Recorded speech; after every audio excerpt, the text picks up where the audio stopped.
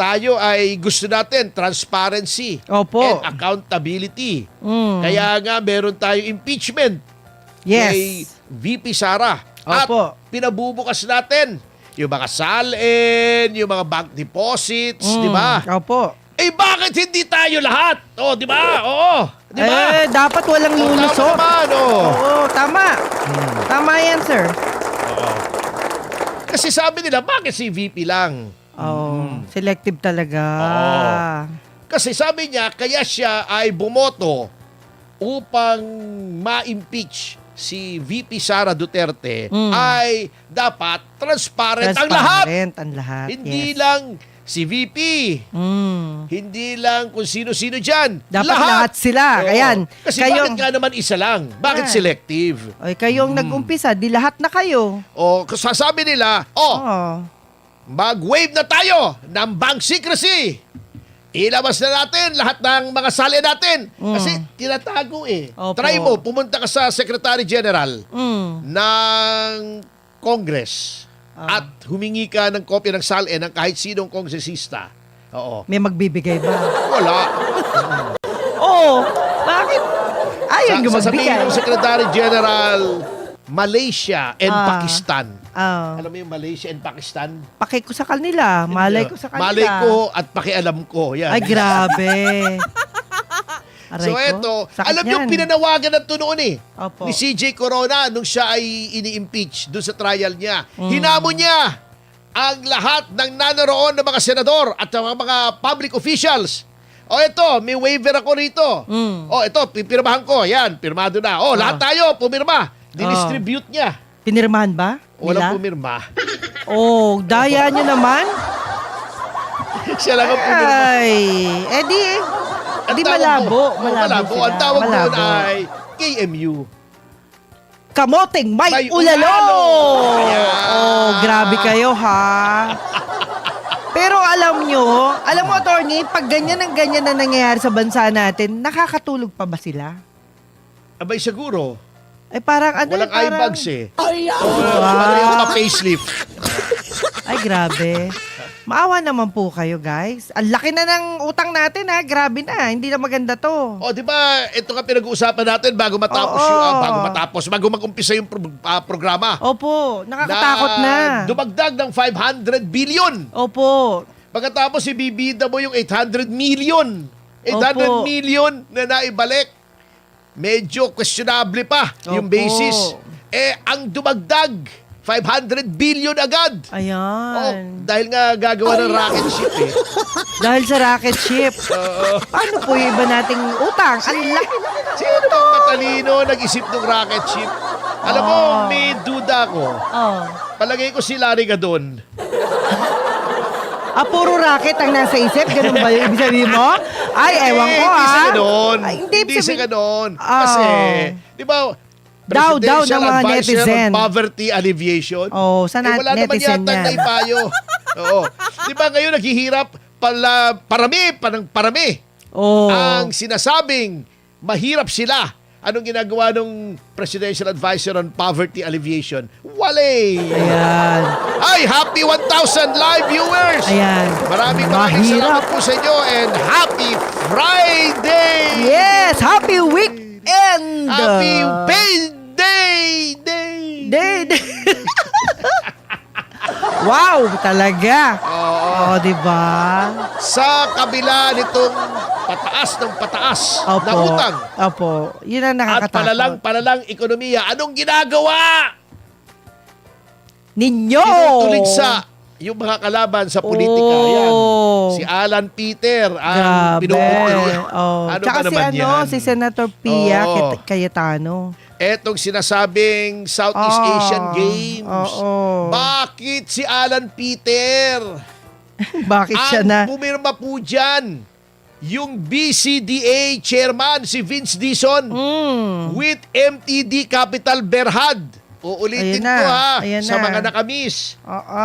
Yan pong kontratang yan na di umano 8.5 billion lang daw. Daw? Ganito ha. Kinover ng JVA, Joint Venture Agreement. Okay. Sasabihin ko sa inyo kung bakit. Why? Mamaya ha, mamaya. Ang joint venture agreement, ganito yan. Halimbawa tayong dalawa, Opo. mag-joint venture. May Opo. lupa ka, Aha. may pera ako. Aha. Jubes, ilipat natin sa pangalan ng joint venture agreement yung lupa mo.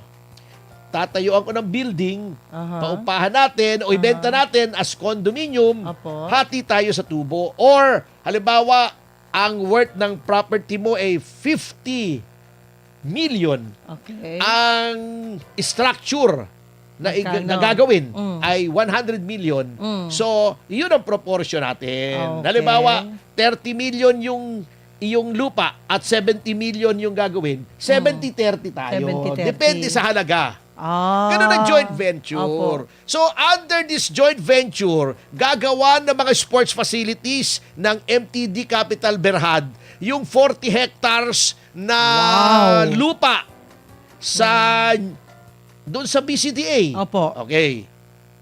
Sa halagang 8.5 billion. So, dapat yon ang ambag ng MTD. Ang Oh. ambag ng BCDA ay 40 hectares na lupa. Ang laki Okay. nun. So far, so Okay. good. Okay. Okay. 40 Anong naging hectares. problema?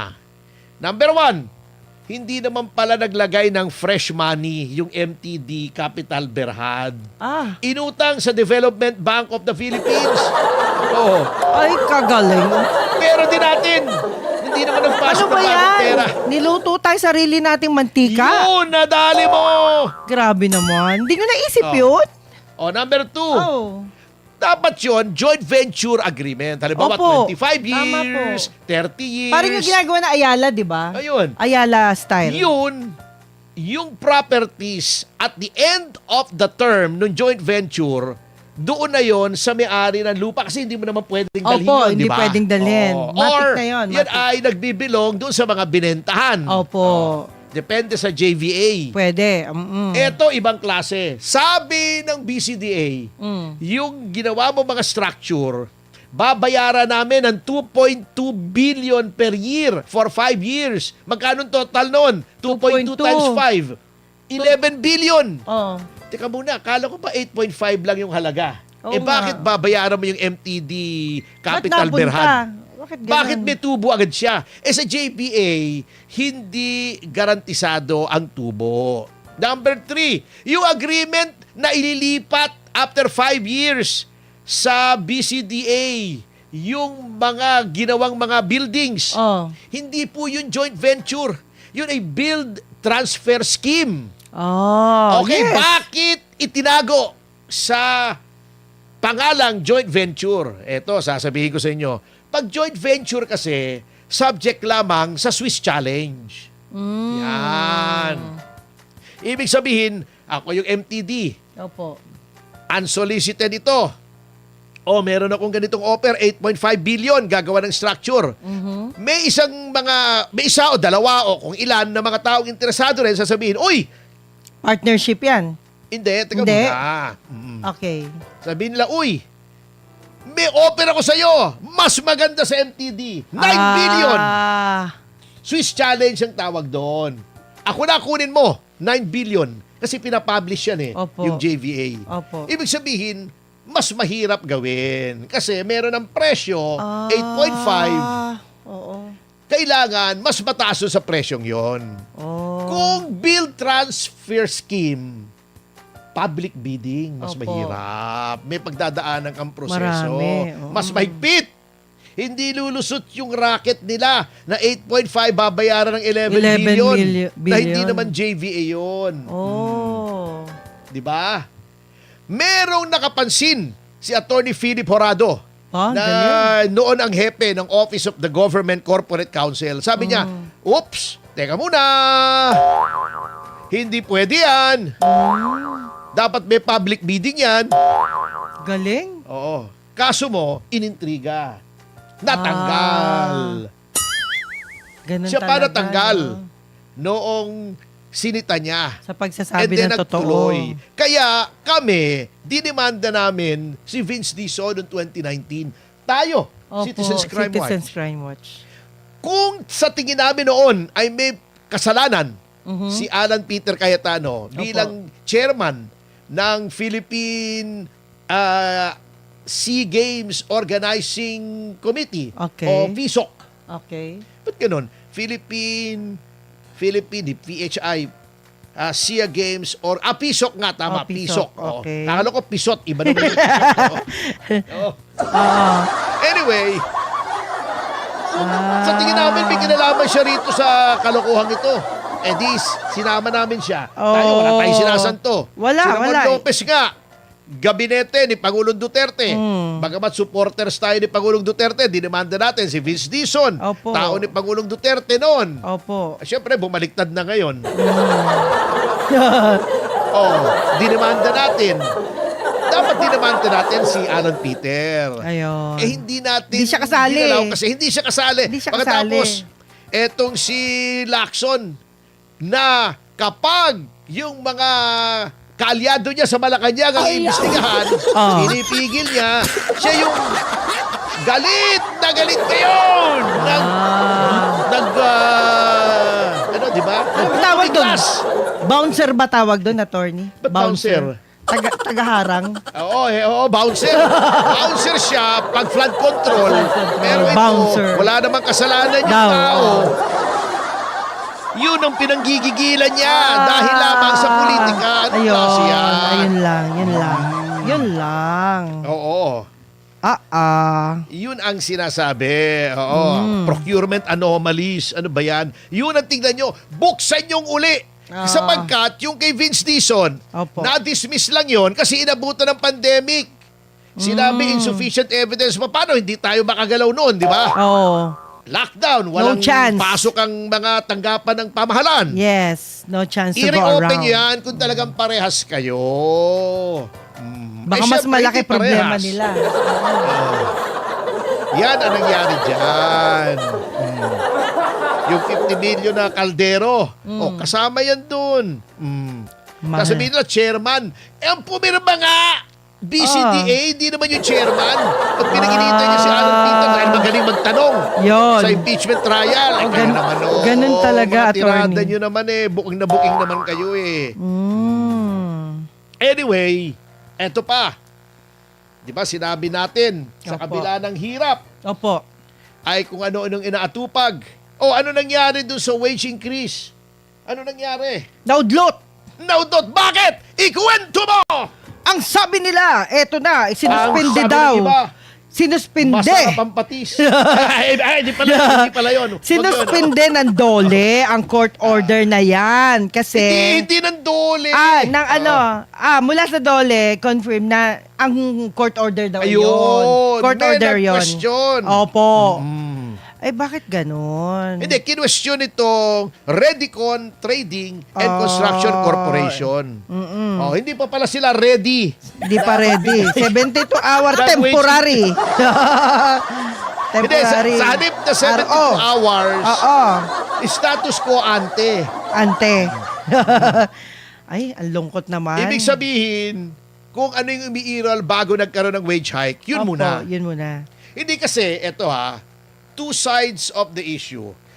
Natuwa tayo na matataasan yung sweldo. sahod ng ating mga manggagawa. Opo. Ngunit, alam nyo, upon further reflection and research, mukhang yan ay ipinatutupad ng DOLE sapagkat yung kanyang hepe ngayon, si Francis Tolentino, na Ay. nangamote. Happy 1.7K Ay! live Thank you, viewers! guys. Thank you. Anyway, bumalik tayo kay Francis Tolentino. Opo. Ito si Francis Tolentino, senador. Tumakbo yung senador yan, Olats. Oo. Kumampi kay Duterte, nanalo. Oo. Yes. Nung senador na bumaliktad, Bumaliktad. natalo. Ngayon, gustong bumalik sa Senado. Nagpapapogi. Ayun. In-appoint ni Pangulong Marcos sa DOLE. Alam mo naman si Pangulong Marcos, lahat ng talo, lahat ng sinuka ng taong bayan, yun ang in-appoint. Si Benhar Abalos, diba?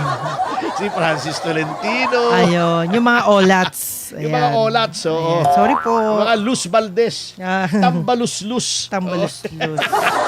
Aray ko! Yun ang ina-appoint. Nagpapapogi yata. Eto, nagpatupad ng 85 pesos. Oo. Wage hike, napakalaki. Okay sa manggagawa, pero sabi ng mga ekonomista, sabi ng mga may-ari ng mga negosyo, teka muna, baka counterproductive. Sapagkat, alam nyo, parang yun nga, yung sinasabi ko, yung parang, ano yun, yung tug of war.